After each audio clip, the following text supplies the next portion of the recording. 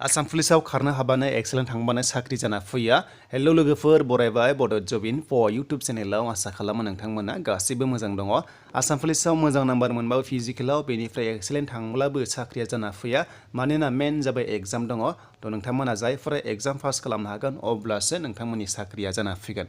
दा exam pass खालामनो नोंथांमोना बे एग्जामाव माबादि सिलेबास फैनाय जायो बेखौ मिथिनांगोन, अब्लासो नोंथांमोना एग्जामाव 100% लिरनो हागोन। नङाब्ला नोंथांमोना सिलेबास नायाबा थ' नोंथांमोना आन्दायगोन। एग्जामाव नोंथांमोना कुइसनखौ नोंथांमोना एटेम्प्ट खालामनो हानाय नङा, कारेक्ट एन्सारखौ। दा बिदिब्ला फै जों नायनो गोबाव खालामा, जों अफिसियेल वेबसाइटआव थांग्रोनोसै। दा अफिसियेल वेबसाइटआव थांनाय लोगो लोगो जोंहा मोनसे नटिस फैदों एग्जामनि बागै।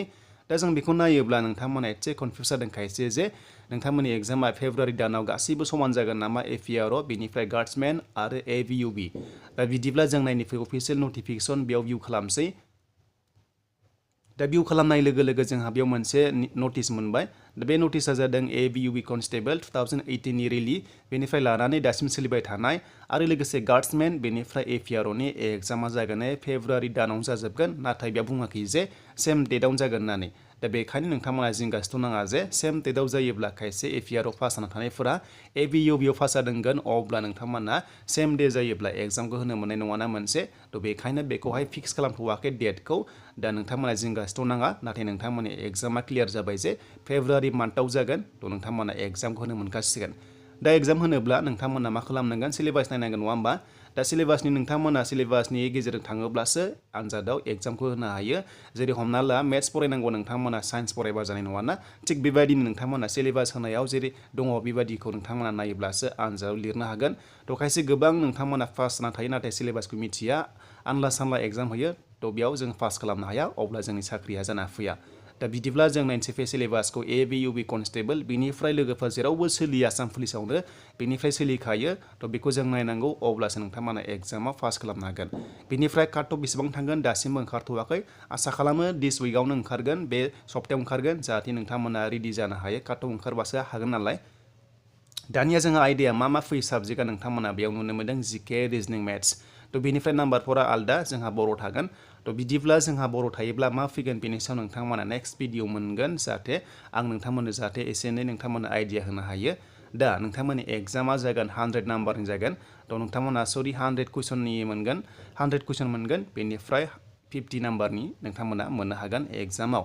स' बेखौ आं नोंथांमोननो क्लियार खालामबाय जे 50 नाम्बार थागोन, बेनिफ्राय 100टा कुइसन थागोन। अके, स' बेनिफ्राय जोंहा क्लास 9, 10 लेभेलनि आनजादनि सिलेबास फैगोन आरो लेभेला, कुइसन लेभेला फैगोन होनना बुंदों। बेखौ दंखायो गाइडलाइन्सआव। आरो नोंथांमोननि टटेल मार्क्सआथ' मिथिखाबाय 50, थ' 100 नङा, आरो बेयाव नेगेटिभ मार्किंबो गैया। आरो नोंथांमोननि आनजादा गाव गावनि डिस्ट्रिक्टनि हेडक्वार्टाराव जागोन, बे 100% सियर, बे अकेखा। स' बेनिफ्राय दानिया जिकेआव मा गोलैयो नोंथांमोना बेयाव नायदो, स्क्रिनशट खालामना लादो, आरो लोगोसे पिडिएफ फाइलखौ नोंथांमोना हानायसेबां डाउनलड खालामना ला। डिसक्रिपसनाव दंखाजोबो, गासैबो डिटेल्सआ दङ, नोंथांमोनाल' डाउनलड खालामनानै फरायबाय था। जेरै हिस्ट'रि, पलिटि, इण्डियान पलिटि नोंथांमोना रोंनांगोन, गोदोनि इण्डियाननि माखासे। थ' बेनिफ्राय इक'नमिक नोंथांमोना रोंनांगोन, आरो इण्डियान कनस्टिटिउसनाव नोंथांमोना माखासे नलेज थानांगौ, आरो बुक्स एन्ड अथर्स मोनदोंना। बेनिफ्राय पार्सनेल फेमास होननाय लोगो लोगो जेरै हमना ला एगजाम्पल महरै महात्मा गान्धी, सुभाष चन्द्र बस, थ' बेफोरबायदिनि सायाव नोंथांमोना नलेज थानांगोन। आरो लोगोसे जिअ'ग्राफि नोंथांमोना, sports and game, science and technology बेफोरबायदि फैगोन। थ' नोंथांमोना बेखौ मोजाङै नायो। दा जोङो जिअ'ग्राफि होनाय लोगो लोगो नोंथांमोना इण्डियान जिअ'ग्राफि, आसाम जिअ'ग्राफि रोंनांगोन। दानिया रिजनिंआव नोंथांमोना बेयाव नायदो, माखासे पाजल्स दङ, लजिकेल रिजनिं दङ, कडिं डिकडिं दङ, थ' एनालजि दङ।